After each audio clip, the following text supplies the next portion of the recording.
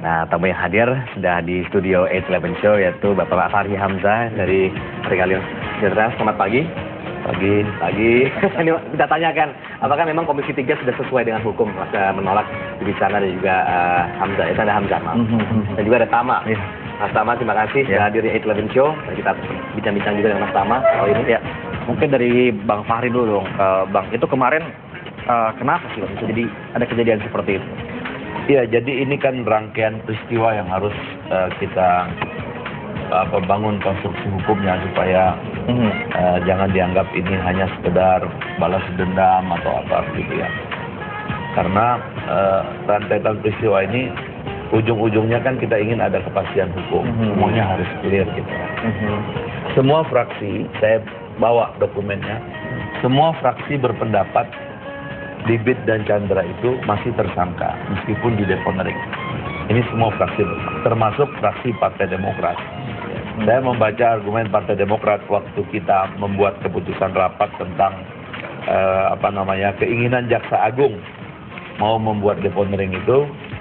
Bahkan fraksi Partai Demokrat mengingatkan ya bahwa deponering yang akan diterbitkan sama sekali tidak menjawab pertanyaan rakyat selama ini atau apa yang telah dihakimi oleh publik selama ini, bahwa perkara Bibit dan Chandra adalah rekayasa semata-mata untuk memperlemah KPK dan selanjutnya memperlemah semangat pemerintahan reformasi untuk memberantas korupsi.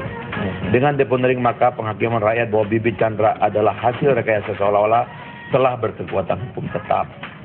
Jadi kita sekarang ini ingin tahu sebetulnya berkas-berkas dulu yang dikumpulkan oleh polisi menjadi alat bukti lalu evaluasi oleh para penyidik kejaksaan, lalu kemudian dinyatakan berkasnya lengkap ya, cukup alat bukti, dan kemudian jaksa memiliki keyakinan bahwa dua orang ini bersalah dalam kasus suap, dalam penyalahgunaan jabatan dan sebagainya itu.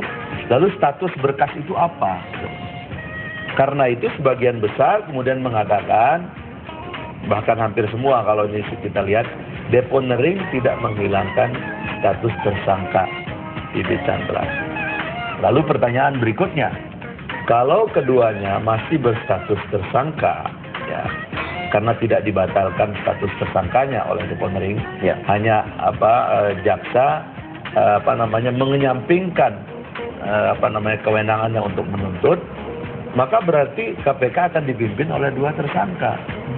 Ini yang kemudian DPR meminta kepastian bagaimana sebetulnya lembaga penegak hukum ini bisa dipimpin oleh tersangka. Itu harus ada kejelasan dong.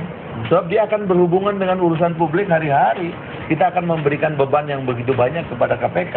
Tapi kalau persoalan hukum ini kemudian terus-menerus ditanyakan oleh orang, termasuk nanti orang yang akan ditangani oleh KPK, lalu kemudian menggugat KPK, terus bagaimana dong? Ingat SKP 2. SKP 2 dikeluarkan oleh pemerintah, kemudian digugat oleh Anggodo, oleh pengadilan, kemudian mengatakan bahwa kasus itu harus dilanjutkan ke pengadilan, tidak bisa dihentikan gitu. Padahal Jaksa Agung sudah mengeluarkan SKP 2. Kita kan nggak mau KPK dibeginikan terus, kan ini harus tuntas gitu. Oke, dari ICW sendiri bagaimana nih Mas Tama? Melihatnya apakah seperti itu juga atau memang ada yang lain? Begini, saya tidak mau mengatakan itu adalah balas dendam ya. Tadi kan Mas Fahri asumsi balas dendam ya. Tetapi begini, bahwa kerja-kerja KPK perlu dikasih apresiasi itu betul, tapi bukan tanpa kritik. Catatan kita sampai dengan saat ini itu kurang lebih sudah 40 anggota DPR itu yang diproses oleh KPK karena kasus korupsi. Nah kemudian di level menteri misalnya, pada tahun ini saja itu ada 3 menteri, mantan menteri yang diproses oleh KPK jadi tersangka. Ada satu yang mantan menteri juga, tapi itu tidak dalam kapasitas sebagai menteri, sebagai anggota DPR. Nah, artinya sebetulnya serangan terhadap KPK itu sangat mungkin sekali, begitu. Nah, terus kemudian masuk ke dalam kasus deponering, saya pikir itu sudah dijawab oleh Basrif. Artinya itu bicara masalah kewenangan atau hak oportunitas hakim, jaksa. Dan itu sudah dikatakan oleh Basrif. Jaksa Agung sudah mengatakan setelah ada deponering, berarti kasus sudah dianggap ditutup. Dan terkait dengan tersangka itu sudah selesai. Berarti Anda melihat bahwa tidak ada alasan untuk penolakan ini gitu. Nah, justru kita, kemudian begini, sebentar Mas Fahri, artinya begini, terus kemudian kita lihat, ini kan argumentasi yang berkembang di publik itu bicara masalah etik. di dalam anggota sidang DPR. Tetapi kita juga bisa lihat misalnya ada anggota DPR juga yang jadi tersangka, kemudian dia bisa ikut sidang. Dan bahkan pada saat itu dia memilih dalam ketua KPK. Kalau tidak salah Pak Nana Baban tersangka, kemudian dia juga bisa memilih ketua KPK pada saat Busro Mukodas terakhir. Nah ini kan justru kalau bicara etika, lebih tidak etika mana? Anggota DPR yang ditersangka ikut pemilihan, atau ketua KPK yang dipanggil dan sudah clear dipeneringnya oleh Jaksa Agung. Dan ke sana poin-poinnya yang perlu ditekan. Oke, Pak Fahri. Ya ginilah, ya kita tinjau dari belakang. Pertanyaan saya, jadi tuduhan kita bahwa polisi itu merekayasa benar apa tidak benar? Nah, kan itu pertanyaannya gitu loh. Berkas itu mau kita apakan? Ya, yang polisi mengatakan punya rekaman, punya alat bukti, transaksi di pelataran parkir dan sebagainya, itu mau diapakan?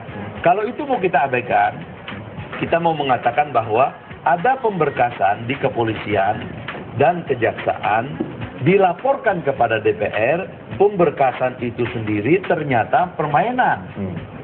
Dia juga melaporkan kepada presiden. Berarti presiden membiarkan ada pemberkasan permainan di kepolisian dan kejaksaan atas pimpinan KPK. Sekarang terungkap bukan cuma Bibi Chandra, jangan-jangan Antasari juga direkayasa. Oh sekarang ini kita mau tutup. Kan itu pertanyaannya. Jadi kita membiarkan rekayasa yang lalu. Pak Fahri, maaf saya potong dulu, kita break dulu, kita lanjutkan lagi. Pemirsa tetaplah bersama kami, bisa bergabung di @811show atau bisa telepon di 021 58 30 40 50.